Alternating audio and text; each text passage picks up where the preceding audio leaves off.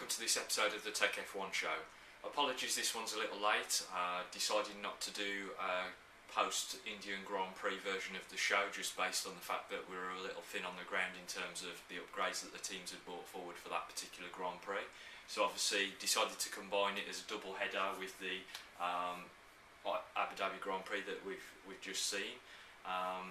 Beyond that, obviously I'm a little late to producing this show based on the article that I've been working on as of late, and a few other articles that I've got in the pipeline for 2014 coming up, etc., explaining the new regulations, how the engines are going to affect the formula, and obviously the ongoing effects that we'll see on the aerodynamics for 2014. But obviously if we have a look firstly at the in-form team once again, Infinity Red Bull Racing, and the upgrades that they took to the particular Grand Prix. But what I'd first like to look at is something that's been going around in not only the broadcast media but also the written media on the topic of the splitter, which is the aerodynamic device that holds the plank that resides underneath the car. Some people call it the shadow floor, because it's the part of the car that is underneath the monocoque and where the driver's feet sit, and then you've got the expansive area below that section, and then the splitter itself. And the real controversy regarding the splitter cropped up around Korea, and it was when the FIA placed a thermal imaging camera on the Red Bull of Mark Webber's, looking backwards from the nose cone section that resides on the RB9, and it was looking back, trying to obviously display the thermal properties of the tyres as they go through the cornering processes and then onto the straights, and the way that the thermal properties of the tyre change throughout a lap. But obviously what was caught on that particular car, and in that instance, was a couple of other hot spots within the car. The one just in the side pod here is the exhaust heating up, so we can see what happens exhaust wise and temperature wise inside the side pod. But the thing that everybody started to jump up and down on was the heating of the splitter element down here underneath the monocoque. I think it dates back a little bit further than that, and obviously if you're an avid reader of my blog, you'll have seen my most recent post on this particular topic. I wrote a piece shortly after Korea, after many of you spoke to me on Twitter about the reason behind what had gone on here, and basically wrote a piece about what they could be doing with the stay, which is a metal element that fits between the underside of the chassis to the splitter itself. A couple of weeks later, Gary Anderson, who's the technical analyst for the BBC and used to be the technical director of teams like Jordan, etc., came to pretty much the same conclusion, that they believed Red Bull were heating the splitter stay in a way that would be conducive to the splitter deflecting upwards, allowing the team to run much more rake.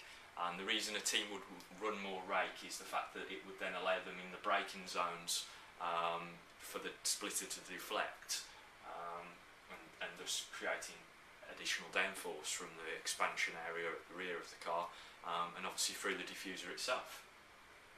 But what I decided after that, because the FIA actually did a test in India to that effect, they actually heated the splitter to 300 degrees to see if this particular item did deform, and then tested the deflection test. Now the deflection test sits on the normal test bed where the car's wheeled into, and a 200 kilogram load is pushed up underneath the splitter to try and make the splitter deform and push towards the chassis to test whether they're actually using the splitter to get more rake.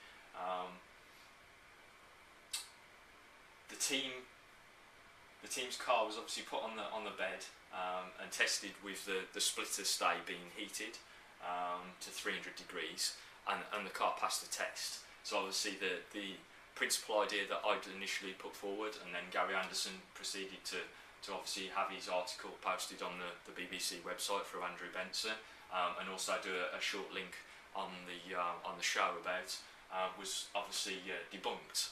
So something still kind of irks in the background to me, and I really just couldn't let it go. There's certain areas of the car that obviously maximise the potential for you to be able to create an area of extra performance, and the front splitter region is one of those particular regions where you can actually gain performance from if you utilise it in a particular way. So going forward, I had to go backwards in effect to try and resolve my issues with what was going on. The race to talk about in reality is the Hungary race, and the reason that you would talk about Hungary is that there was two specific failures on the Red Bull car that coincides with the kind of theory that I've put forward. But what I'm going to do now is I'm just going to show you a video of the Red Bull Racing RB9 of Sebastian Vettel from Korea, and point a few things out on the video for you. Right, so it's a bit blurry, but you can see this video up on my website as well, if you go to it afterwards. But what we're looking for here is the splitter stay, just off to the centre here of the RB9's front wing pillars. And what you can see is it's actually deflecting. Now many people are saying, well, yeah, that deflection would automatically be there. Here's a close-up of it. What you'll see is the splitter stay moving.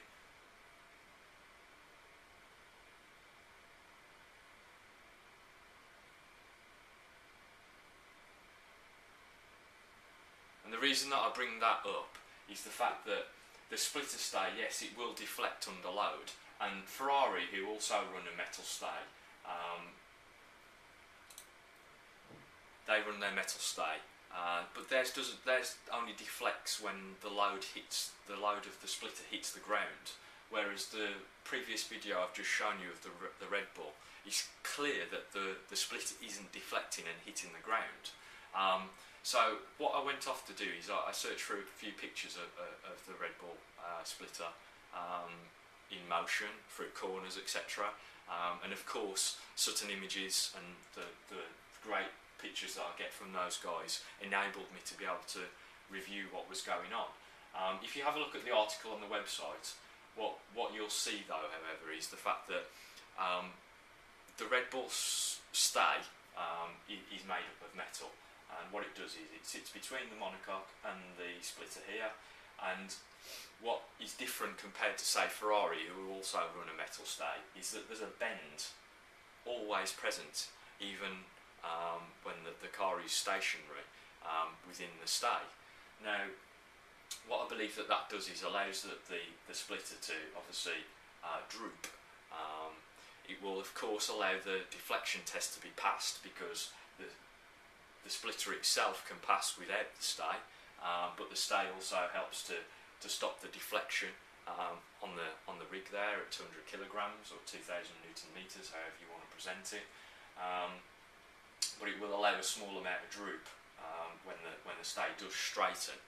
Now, I did obviously present it as the fact that Red Bull could be using it as a mass damper.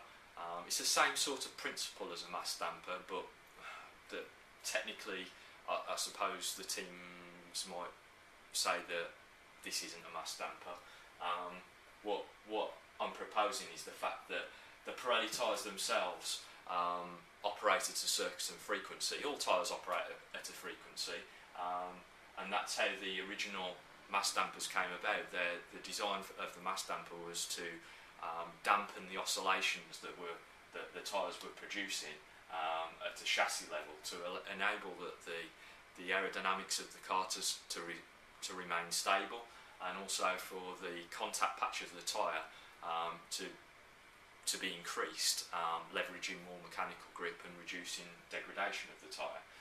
Obviously the last mass dampers we saw were in 0506, and then the FIA banned them under the movable aerodynamic device category of the regulations.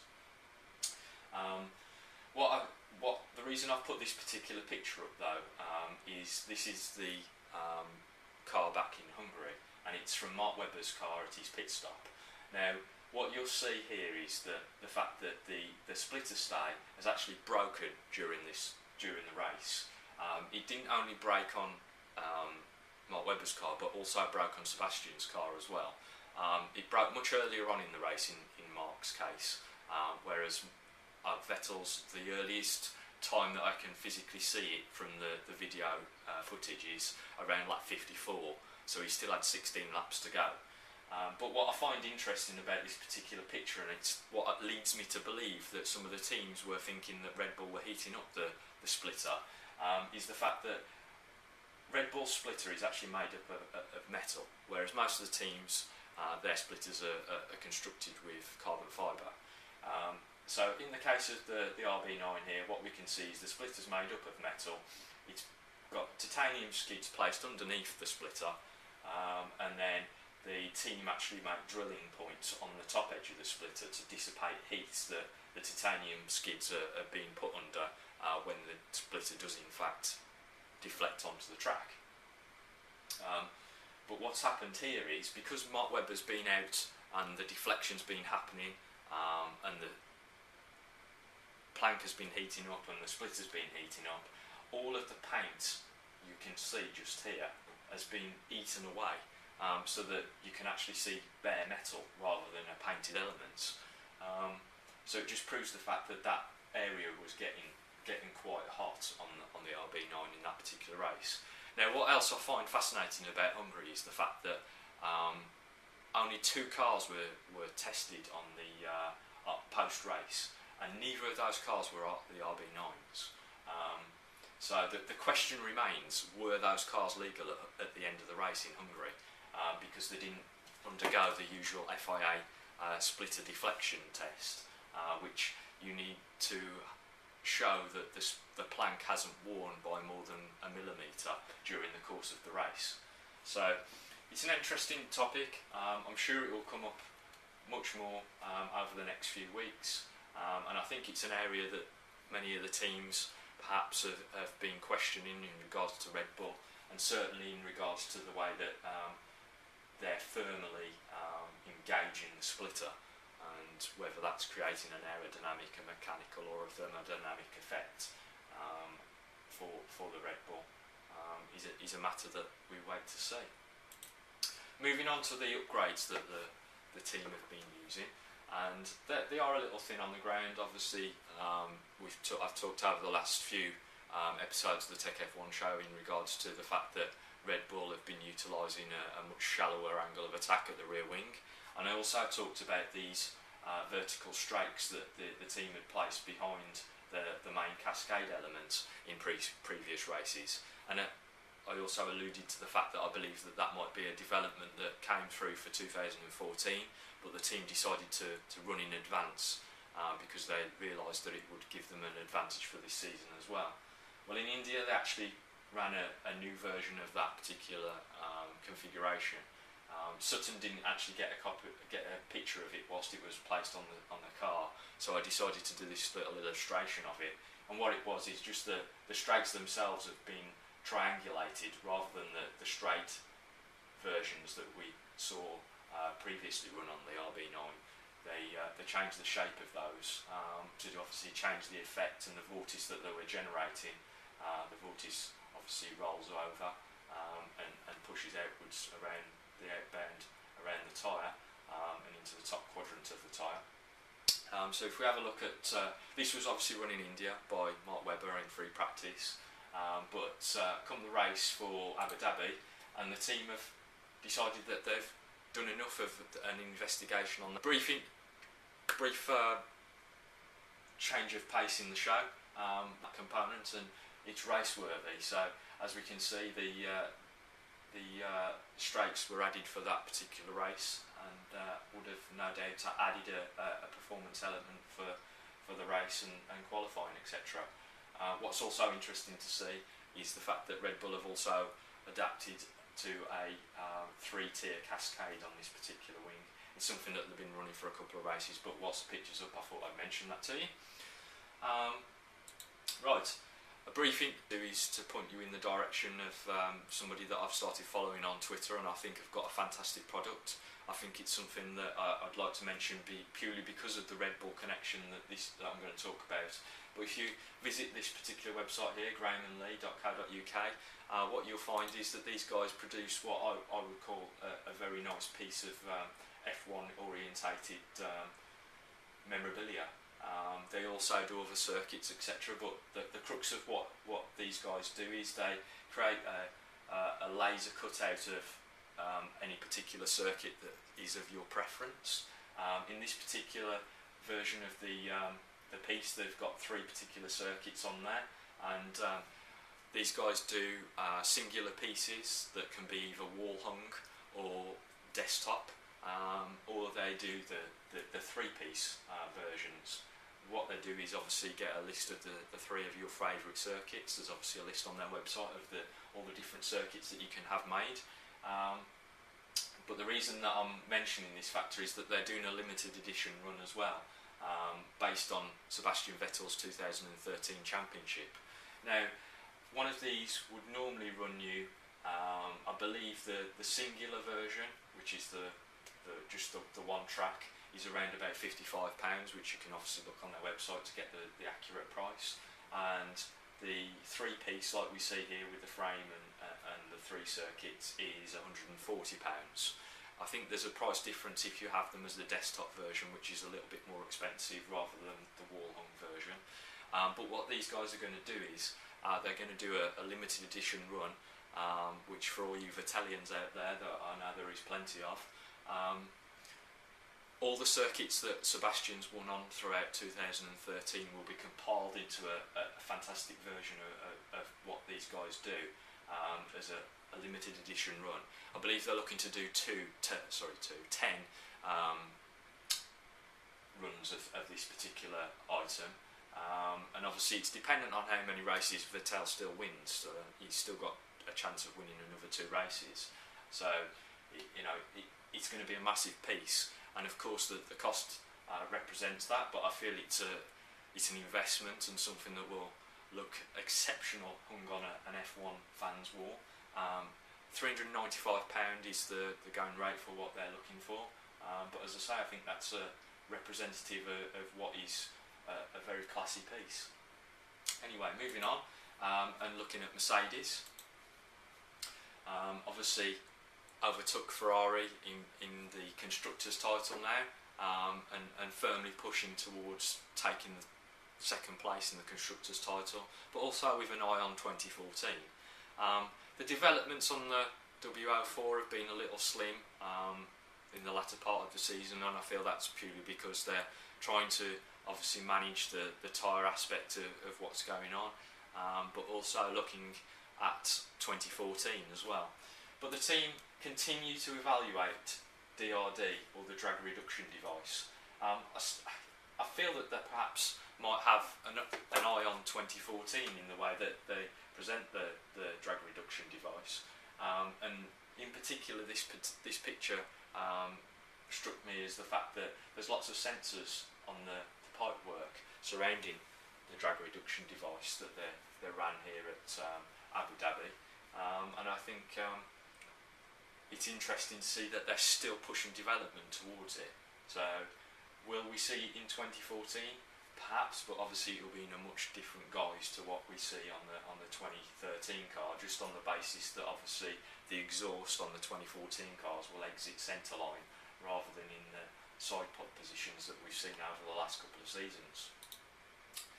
Moving on to Ferrari, and another team that have kind of got a little bit lost in the abyss towards the end of the season. The trouble for Ferrari, I find, over the last few seasons is that they've tended to start out exceptionally well, but whereas other teams have been able to continue the upgrade process with the cars, they kind of get lost, and perhaps it's systematic with the processes that are involved with what Ferrari do. Obviously they've taken some more technical people on board for 2014, and Rory Byrne is also back on board in terms of designing the 2014 Challenger. So going forward, Ferrari perhaps have got much better chance of taking their chances with 2014. They've also got the wind tunnel back online at Maranello, and over the last few races they've been testing back to back the solutions that have been tested at Cologne and obviously in their own wind tunnel, just to verify the results that they're seeing both at track, in CFD and in both wind tunnels. So if we take a look at the F138 here, what I wanted to highlight in this particular picture is obviously the team have got the rear wing here, which is covered in flow visualisation, and they're just assessing what they're seeing in their wind tunnel, what they're seeing in CFD is also correlating with what they're seeing out on the track. And what was interesting to see is that Ferrari actually made another backward step. Ferrari ran the leading edge tyre wake slots back in Silverstone, and then they abandoned that development for some reason.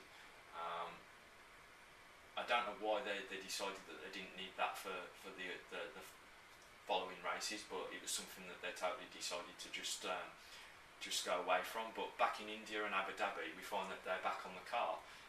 Perhaps something development-wise in terms of other things down the car have changed, like the side pod airflow conditioners, which have the slightly stepped away section on the front of it just here, and also they changed a few bits and bobs around the front area of the side pod airflow conditioner. Also the rear brake duct cooling ducts have changed. So, you know, there are a few changes around the car, and those perhaps have led on to the fact that they could then go back to the tyre slot wake slots.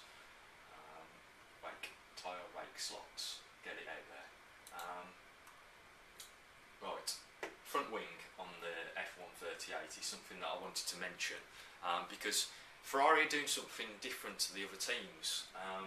And again, you know, the front wing is the first section of the car that hits the airstream, so it's the thing that then goes onwards to throw air at the rest of the car.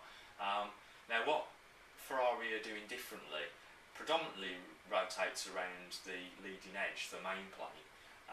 A lot of the other teams have got uplifts in this particular quadrant of the front wing, and also the outer foot plate is shaped differently on the F138 to the other teams.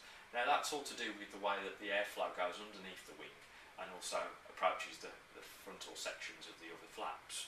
So you could see it as that they're playing one off the other, and that they need to do this in a different way. But if we look at Red Bull, who also run a 7-tier wing, they do have these particular shaped sections into the bottom main plane section. And also, obviously, Ferrari treat the end plate differently to many of the other teams. So I thought I'd just point that out as something that I've noticed on the F138, and perhaps in the way that the team approach their aero in different ways to other teams. Here's a close-up of the side pod airflow conditioner, or the bottom of it, and something that was changed in Korea, but I thought I'd mention again. Basically, the airflow conditioner used to be segregated into two sections on the car prior to Korea, and this little winglet that they've added to create vortices streamwise down the car, as I say, has been added for Korea onwards, and just changes the approach to the way that the airflow moves rearward over the car. At the rear of the F138, and the reason we're looking there is the fact that the way that Ferrari are flip-flopping in design ethos again. The strakes that come down off the bottom of the rear wing end plates here, they keep changing the amount of those strakes that they're using, from between 8 and 9. Again, it's going to change the approach of the airflow around the diffuser, so it's something that is track specific, but the team can't seem to make their mind up as to which way they're going with it. And whilst we're here, something that the team have now decided to utilise that is very similar to the Sauber design is the little up flick in front of the diffuser here, to alternate the way in which the vortex is generated that extracts the airflow out of the diffuser. Now this was a development taken by the team to Abu Dhabi, Whether it was just a test piece, again, to correlate what was being seen in the wind tunnel, the new wind tunnel at Maranello and the one back at Cologne, or whether it's a development for 2014, because this wasn't running the race, is a new airflow conditioner that goes over the shoulder of the side pod. Something that other teams have been utilising throughout the season, and it helps to deflect the airflow that's coming off of the tyres, especially in yaw, and also obviously control the airflow that is heading around the side pod. But as I say, they decided not to run it. It ran in free practice but didn't make the race. Here we can see the team actually flow vising the car to see if that particular component is doing what it should do, and obviously getting information back from the tunnel, etc. Now, it was probably the frontal region of the side pod that was painted in this particular shot, and then obviously the flow itself has migrated the oily residue flow visualisation that has migrated down the side pod here towards the rear of the floor. But what you obviously can see and find interesting is the way in which the exhaust plume is interacting with the airflow in that particular region at the rear of the car. Obviously the semi-coanda exhaust isn't much like the Red Bull cross-under tunnel. The flow stays attached to the Red Bull cross-under tunnel and smoothens out towards the gap in between the tyre and the diffuser. But on the semi-coanda arrangement like we've got on the F138 here, that airflow has to effectively drop onto the floor, and it creates a splash zone. So I think what we're seeing here is the area in which the exhaust plume is interacting with the floor, and what that's trying to do is obviously push the rest of the airflow around into the coke bottle region to try and maximise the onward flow towards the diffuser. Obviously there's not a huge amount of flow vis on that particular area of the floor, so you can't take too much away from it, but I do think it shows us a little bit of how the exhaust plume is interacting with that particular region of the floor, and also the way in which the airflow migrates around underneath the exhaust plume as well. Moving on to Lotus, obviously Lotus lost Kimi Raikkonen, and the recent news is that he won't race at the last two races in Austin and Brazil. Most likely David Valsecchi will take his place. I don't see any reason why another driver would particularly want be driving that car, seeing as David's done most of the simulator work, etc. It'd be interesting now to see which particular car the team use in the last two races, whether they fit out David with the long wheelbase or the short wheelbase. I would imagine he'll have the long wheelbase based on the fact that he actually helped to ratify the results of the simulator test that led to the long wheelbase being implemented. Splitter stay. This is showing that obviously the short wheelbase version of the Lotus E21. On the E21, the splitter stay is made of carbon, as I referred to earlier on in the piece about Red Bull's metal stay. On the long wheelbase version of the E21, the stay goes in the opposite direction. A development for those two races, as I say, the teams are kind of cutting back on what's being used, etc. But on Roman's car here, we can see, well, it's actually Kimi Raikkonen's, as you can see from the picture here with the KR. But it was actually Roman who used these particular fins. He used these strakes on his rear wing end plates, whereas we see here that Kimi Raikkonen used a version which showed many more strakes, so a little bit of a development area. And as we can see, I wanted to show you on this picture as well, Lotus also run on the outer portion in the footplate of the diffuser a section of Inconel, which is a piece of metal basically, because of the way that the exhaust plume is still trying to make its way around the outer portion of the diffuser. So obviously there's heat generated in that area, and they're trying to protect the diffuser from the thermal aspect of that particular region.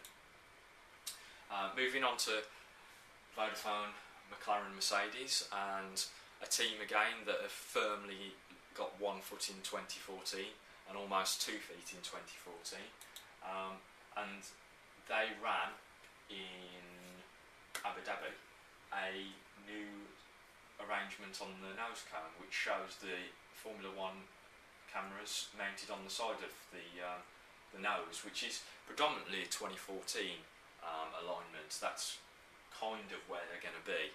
I'll make a visualisation of that when I do my 2014 pieces as to where they're actually going to be housed on the nose cone, but the FIA are trying to make it so that the teams have to put them in a specific position, because obviously teams have been leveraging an advantage from having them in different positions based on what would help them given their specific package. McLaren usually run theirs between the wing pylons and just behind the main plane to try and gain an advantage down the Y250 section of the car. Moving on to Sauber, again another team that have made some strides based on the 2012 construction of tyre that Pirelli moved back to from Nürburgring onwards, and an opportunity to see the rear of the front wing, and a development that the team have made. Now I don't know how long this has been in place, because obviously we don't always get to see the rear face of a front wing, but the team used to adopt a dogleg positioned fin that used to also become a strake at the lower edge here, and what they've decided to do is to simply cut that off and move the strake outwards. It's all about proportioning the way that the airflow works around the front tyre, and obviously that's to do with the way that the tyre deforms under load, etc. So they've made those changes on that basis. At the rear of the car, they also made some changes in Korea. Again, I didn't get to cover that in the last show, but thought I'd bring that out in this one. And as we can see from the inset, this is the old shape of the brake duct, and what they've done is they've added an extra fin on the outer portion just here to help create a different effect into the diffuser here, because as we know, the airflow from their exhaust solution will come in and around the tyre area just here. So it's all about managing that airflow and creating the right kind of airflow in and around the diffuser's edge.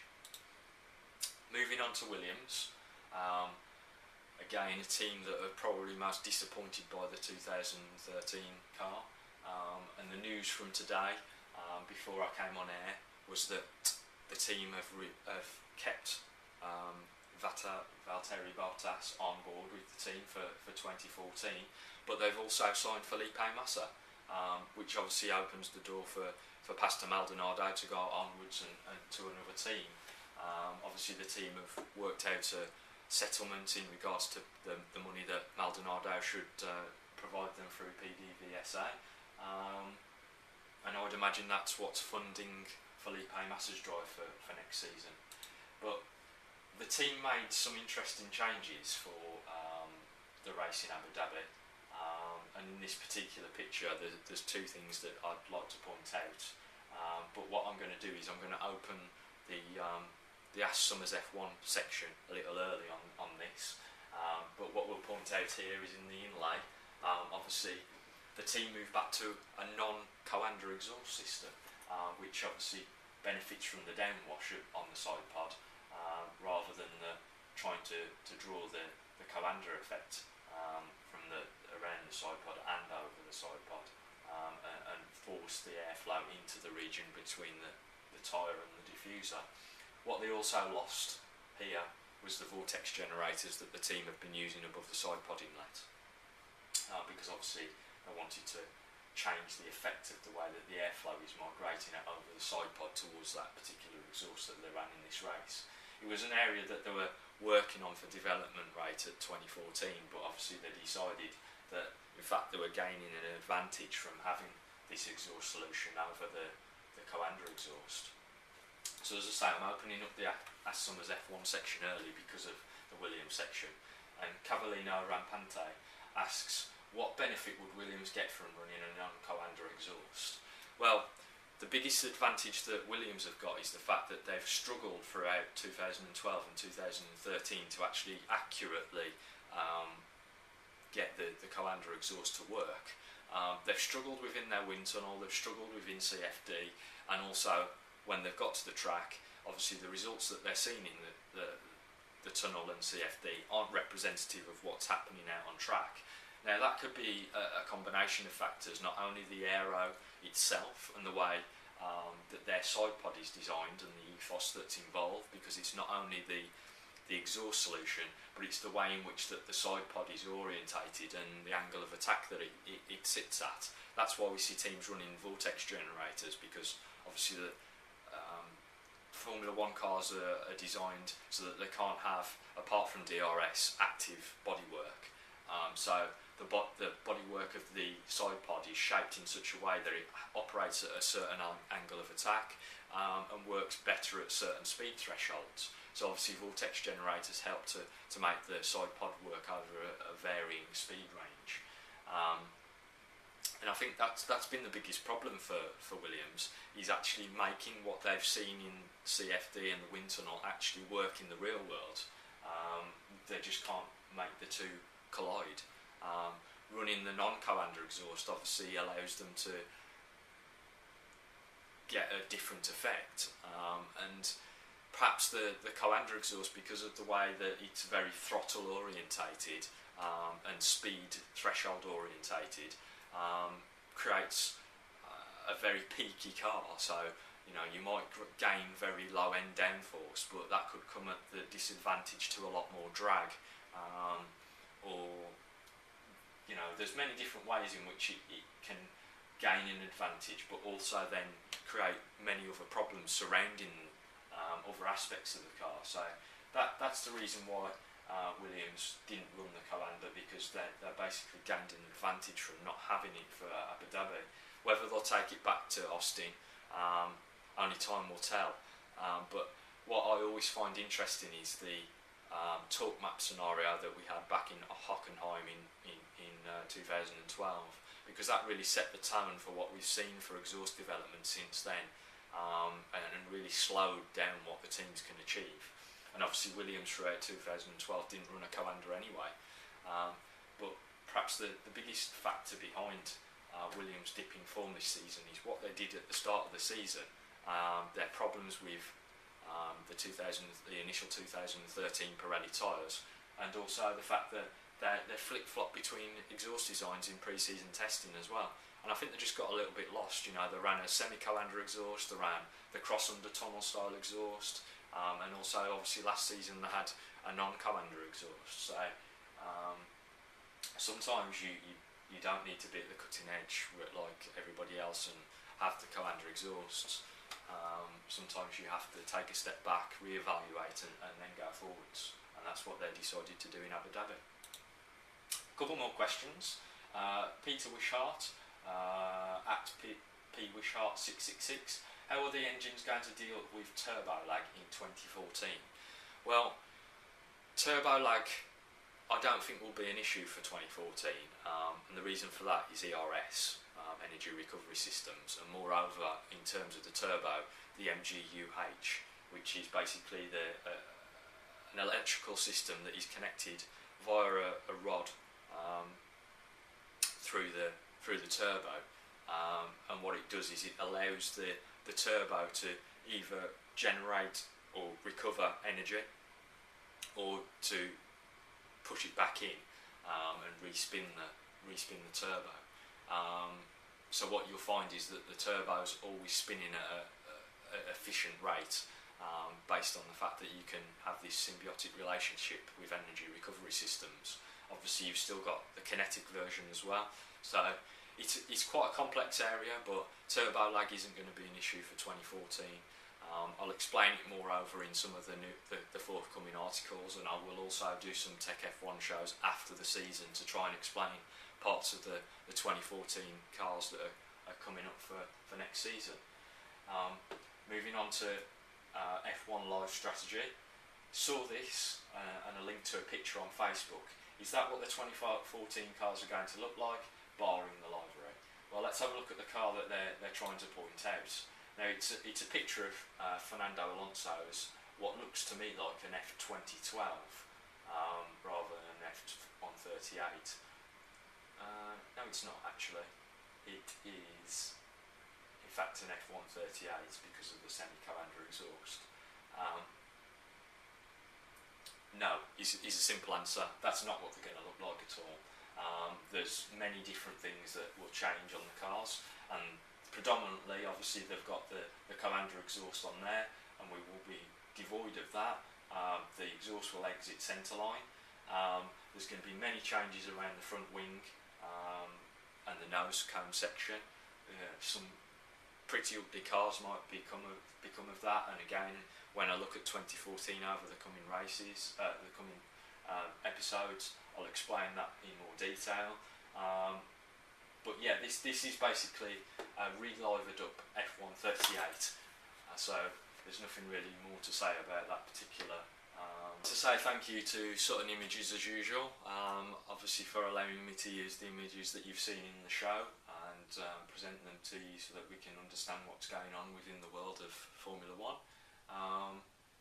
Obviously we go to Austin for the next race. I'm looking forward to that. To be honest, I'd love to go to that particular circuit, and it's on the list of circuits that I want to visit over the next few seasons. And then obviously we look onwards for Brazil. Depending on the rate of development that we see over the next couple of races, I may or may not obviously have updates coming through, so we'll see what we can develop for the next show. I might not do one for Austin on its own, and I might just do a post-season review looking back at those two races and obviously the developments that have gone on throughout the season. So yeah, I look forward to the next show and hope to see you then.